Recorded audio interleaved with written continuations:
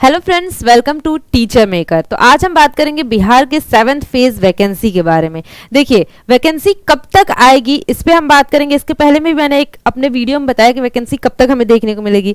इसके अलावा हम बात करेंगे, बहुत सारे लोग ऐसे होंगे जो इस बार सीटेट में रह गए होंगे, 1 नंबर से 2 नंबर से रह गए होंगे।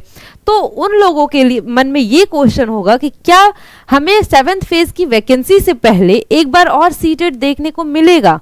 तो ये एक क्वेश्चन है। और सबसे बड़ा क्वेश्चन ये है कि क्या इस साल में आएगी वैकेंसी भी या नहीं आएगी।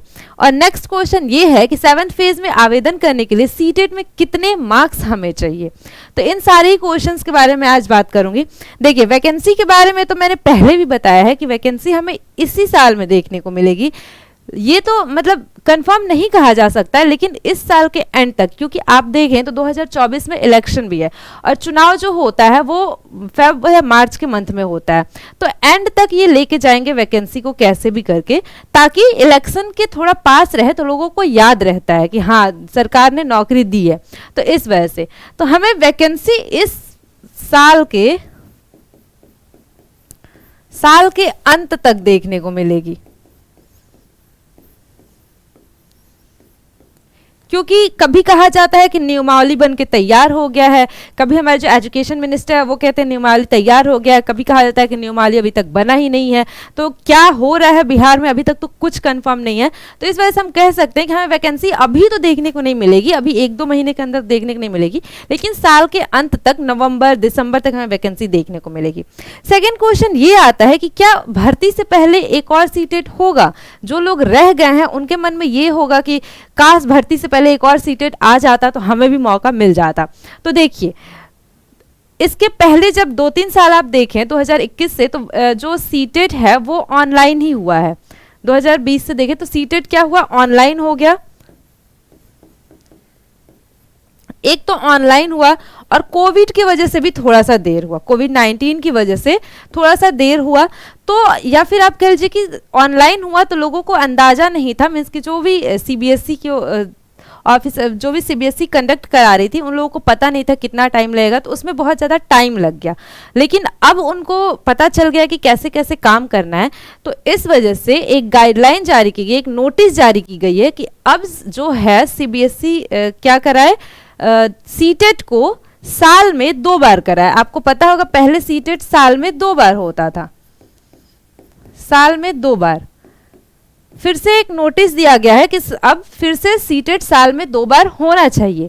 तो देखिए, एग्जैक्ट ये तो नहीं कहा गया है कि सीटेट जुलाई में होगा, लेकिन पहले से जो चला आ रहा है कि सीटेट कब होता था, एक बार जुलाई में होता था और एक बार दिसंबर में होता था। तो ऐसा माना जा रहा है कि सीटेट इस बार जुलाई में देखने को मिले और इस मंथ के, अप्रैल मंथ के एंड तक हमें नोटिफिकेशन भी देखने को मिल जाए, या फिर मई में नोटिफिकेशन देखने को, क्योंकि एग्जैक्ट ये नहीं बताया गया कि सीटेट जुलाई में होगा। कहा यह गया है कि सीटेट 2 बार होना चाहिए साल में। तो इस वजह से हो सकता है कि भर्ती से पहले एक बार और सीटेट देखने को मिले।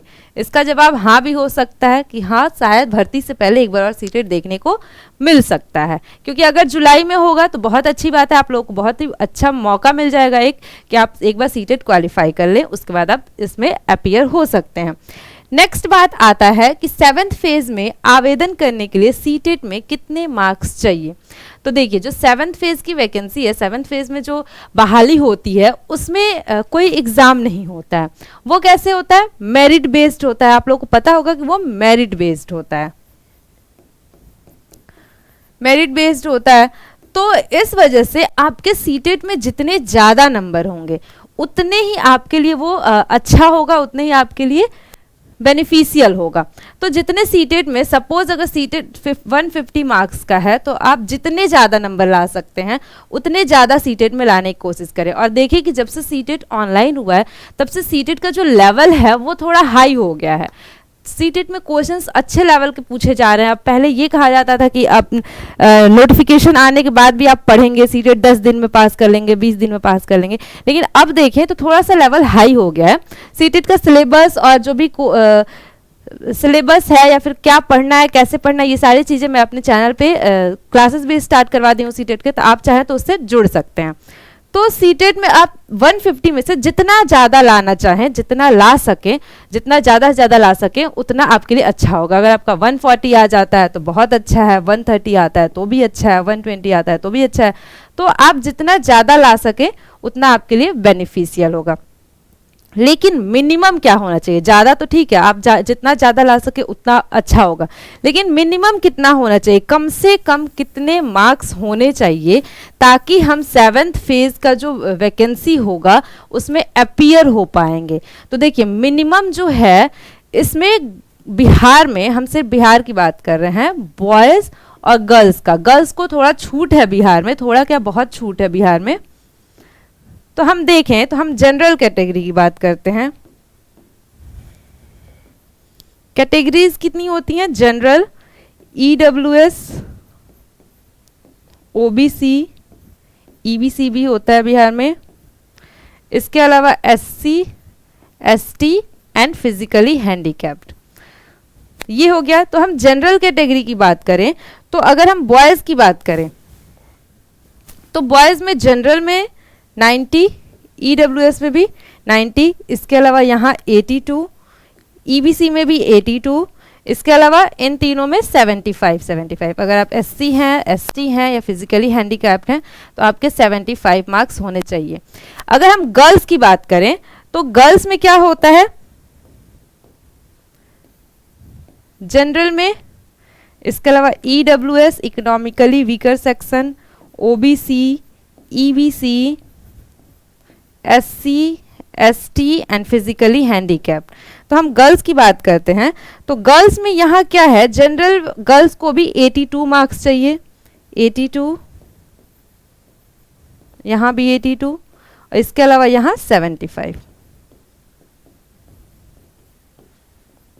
तो ये सिर्फ बिहार में है, बिहार में ही सिर्फ। अगर आपके सीटेट में, किसमें? सीटेट में मिनिमम इतने मार्क्स हैं। अगर आप गर्ल हैं और जनरल कैटेगरी में हैं तो आपके 82 मार्क्स हैं, तो भी आप 7th फेज भर्ती में, 7th फेज के वैकेंसी में अपीयर हो सकती हैं, आप वो फॉर्म भर सकती हैं।